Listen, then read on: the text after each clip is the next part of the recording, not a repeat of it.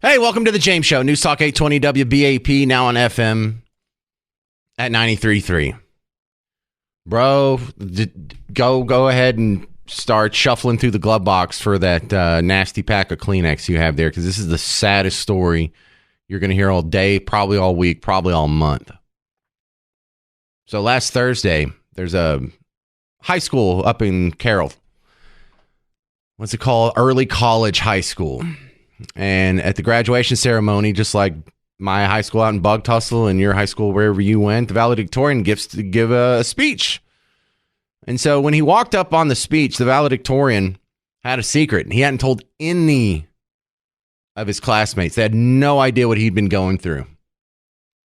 Back in January, he found out his dad had cancer. And it's not like he's got some funny melanoma spot on his skin. It's pancreatic cancer. It's the bad kind. It's the kind that took Patrick Swayze and Steve Jobs and all that. And it wasn't looking good for Dad. And he was just wanting Dad to hold on so he could see his son graduate. Because he didn't know at the time that he was going to be valedictorian, but he was in the race for it. And when the rankings were finally announced, it's super special for this family because his name's Alam Hadzich. And they're immigrants. His father came here, had his family here, wanted to raise his son to be an American, go to one of our schools, graduate, be valedictorian here. Not in the home country, here, Texas. And so the dad was there for when the rankings came out. But when it was time for the graduation ceremony, the dad didn't make it. And now we have this just... Not only is this an amazing story, the lady who put this together for WFAA, Sydney Persing, she's about to rip your heart out. She did this so good. So I'm just going to let her tell you the rest of it. And I'm going to go pretend like I'm not crying for a second. When valedictorian Alam Hagich walked on stage to deliver his graduation speech. Hello to all the graduates, families, and staff. No one in the audience knew what this young man was going through. I didn't know if I could give my speech. I knew I had to, but I didn't know if I could. In January, Alam's father was diagnosed with pancreatic cancer, but Alam never shared his dad's private battle with his classmates. Not until he delivered his valedictorian speech. My father died yesterday, May 15th, 2024.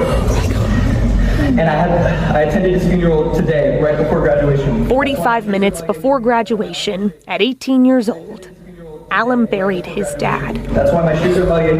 That's why my arms are shaking, because I had to carry him into his grave and bury him.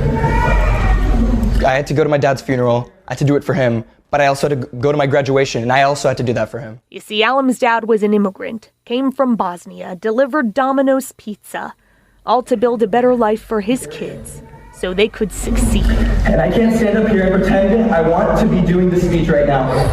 But I can't throw something away that he worked so hard for me to achieve. That's what he wanted, and I'm going to do it for him. And sharing his dad's story on stage, that did something for Alam too. I never felt more alone that day. I never felt more alone than right before I had to give my speech. And that all changed when I looked in the audience and I saw people crying.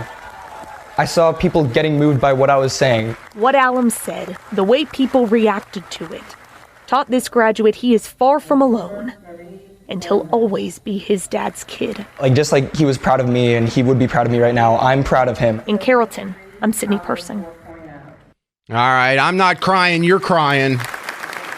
Jesus, Sydney, could you make that any more sad? What a good job she did with that. And I wish stories like this were more newsworthy. I get it. If it bleeds, it leads. People dying is, far more likely to get ratings than heartwarming stories like this. But man, just imagine being 18. You were 18. Could you imagine burying your dad the day you graduate? On top of that, as valedictorian, like your childhood just all ends on the same day. At least for most of us, there's a little bit of a transition period there where, okay, you get out of high school and then you go to another school, but it's a little more adult and you can sleep there and you're not in your parents' house, but you're still in school. And so, you get kind of gradually phased into adulthood. This guy just got dumped off into it. Boom. No umbrella over your head. Half of your support system's gone. Your biggest fan. Dude, I'm scared to lose my dad, and I'm almost 50. And he didn't, I'm sure he was upset about it, but look at how well he held up.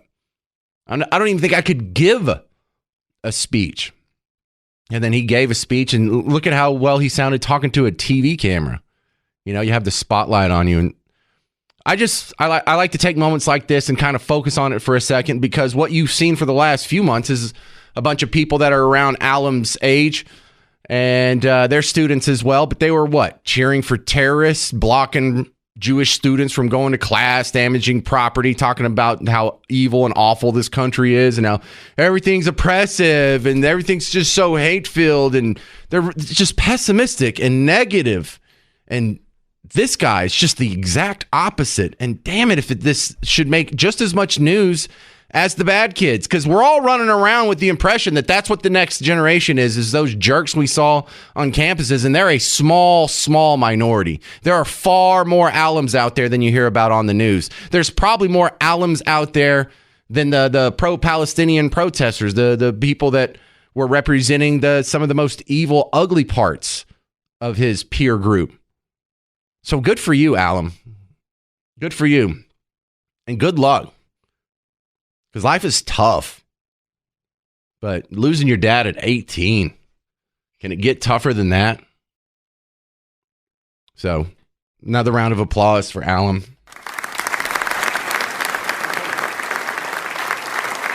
So sad. I want my kids to hear this story too, because my kids gripe because they didn't get to stop at Brahms on the way home and get ice cream, or when we went to the grocery store, they wanted to pick out, I want to try the new Bluebell, the Dr. Pepper float one. No, not this time around. And then what they do, they give you a hard time. Or look, you can do everything for kids. You can put a roof over their head. You can pay for all of their meals, make sure they get a good education, make sure they have a full complement of extracurricular activities. You can take them to sports, practice, all the equipment that goes with it. But if you don't let them make in-app purchases, all of a sudden, you're the worst dad ever. I think about this like kids need to hear the story, because kids need to contemplate what life could be like. Because look, you had an imagination when you were that age. Imagine being forced to sit there and think about what your life would be like if your dad died. And I felt like that because there was a couple of my friends who lost a parent when I was growing up. And boy, for a second there, I looked at my friend Jason Morris and I was like, man, I don't have anything to gripe about. Jason just lost his dad and we're still in high school. And of all the problems I have, and I still had problems, life wasn't perfect. Life didn't even get easier for me. But it did make me appreciate it. At least I still had my dad. And right now, at least I still have my dad. So, good luck. Alum Hadzich, you are the hero of the James Show today. 800-288-WBAP, 800-288-9227. I'm James Parker. It's News Talk 820 WBAP, now on FM at 93.3.